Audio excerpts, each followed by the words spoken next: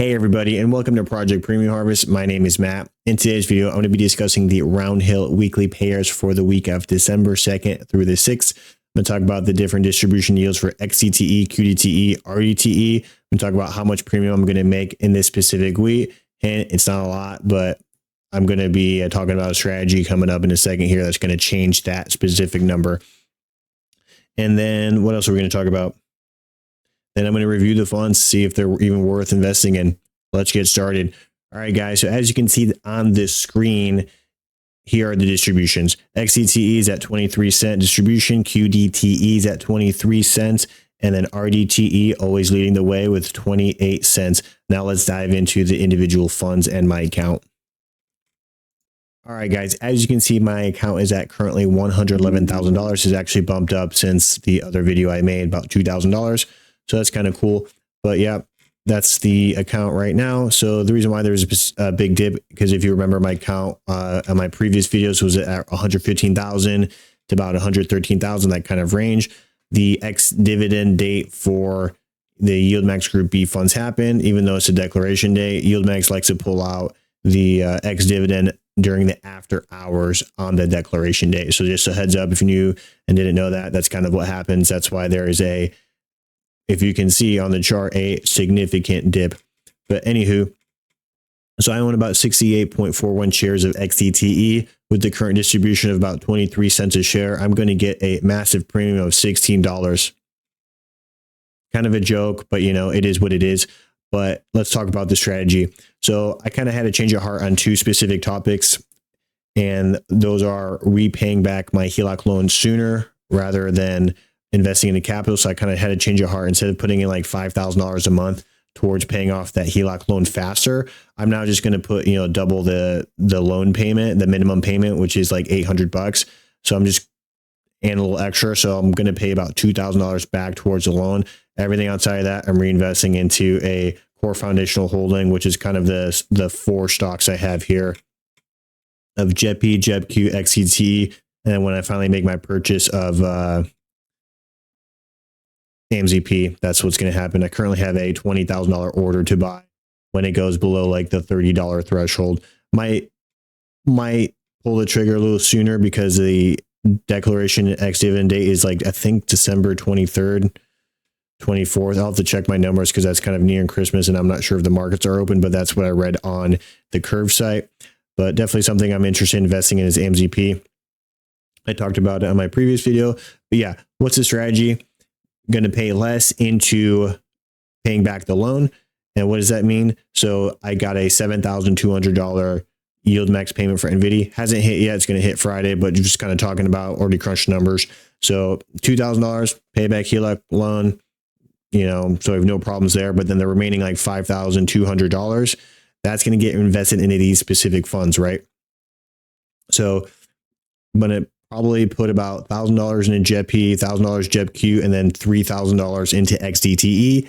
And then I also my second conclusion I came to is I was invested into SPY. And then I started thinking, why am I investing into a growth ETF like SPY when I already have retirement accounts doing the exact same thing with hundreds of thousands of dollars in it?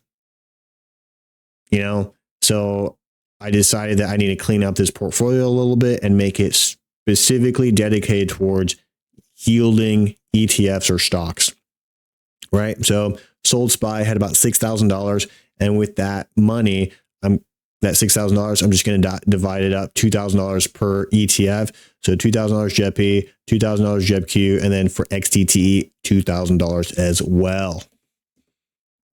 Let me know what you guys think.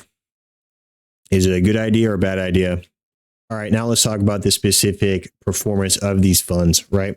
So xdte is my baby. It's my favorite RoundHill fund. I'm actively invested into it. Not a lot of money, about $3,600, 68 shares, whatever you want to call it. But I plan on increasing my position as time progresses because I believe this is a safer investment than the yieldmax ETFs. Yieldmax goes out, gets you a lot of money, but then RoundHill, like JP Morgan, ETF, you know, and then soon to be my amzy position, that's going to be what maintains my wealth, but then also gives me some sort of a premium on top of that. So it's like a two-phase approach, right? Well, I would say three-phase. Phase 0, you need freaking money to invest, right? So either you borrow money or you make more money. Phase 0 is you need to collect money to make money. Phase 1 is the yield max. Find a good yield max fund that performs really well, gets you a lot of money. And then phase 2 is you take that yield max money and then invest it into safer investments that still produce an income. This whole goal of this project is an income portfolio. I have other portfolios that are 401k, Roth IRAs, but they're not as exciting. And this portfolio is already outperforming it. So yeah, but cool. Off my soapbox there. I like xdte. So let's look. Past year up 3.58%, exactly what we're looking for. There's no NAV erosion. It's not down a specific percentage. However, this fund does fluctuate. So I look at the right entry points to buy in. So kind of like when I went in and out with about $17,000 like once or twice.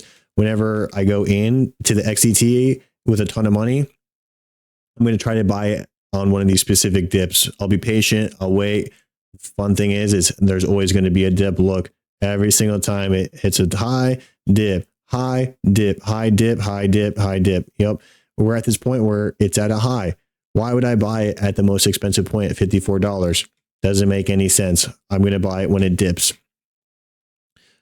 So that's kind of my 2 cents on xdte. Cost basis 20 or 52.33. I could sell out and get a profit, but that total return of $100 isn't really worth the hassle and the waiting. I just kind of want to get that system in play, qdte is number 2 on the list for the RoundHill. As you can see, it is down 5.38%. Not a fan of this NAV erosion. It reminds me of the yieldmax ETFs, which is quite disgusting whenever I see NAV erosion. But the premium's not bad. I came up with a grading standard of exceeding bar, meet standards, or below standards. And this specific funds, I would say it meets standards. One, it's a weekly payer, and usually it's going to pay somewhere around, $1 per month distribution. So for this fund, you'd basically lose a month and a half or 2.5 months. If you look at the number here, you basically lose 2.5 months of premium before you start making money. So I'm not necessarily a fan of losing money and losing time. You always make more money, can't ever get time back. And if you're missing months of, compounding, it's not a good look, right? But yeah, not really a fan of investing in qdte. xdte is better, kind of what from the points I've mentioned earlier. So yeah, but now let's talk about rdte. This fund came out not too long ago, follows the Russell or the small caps. Let's see. Yeah, the Russell 2000 index. Yeah, and it's doing better than xdte. This is something that's on my radar of something I want to purchase in the future. It meets all the criteria, right? It's no NAV erosion. And from the 3 specific weekly payers from RoundHill, this always has the highest premiums, right? So this is something I'm definitely actively looking into buy. Maybe some of that money from SPY and from my yieldmax nvdy distribution. Maybe I might throw a couple grand into this. Maybe like 1,000 or 2,000 just to kind of get started.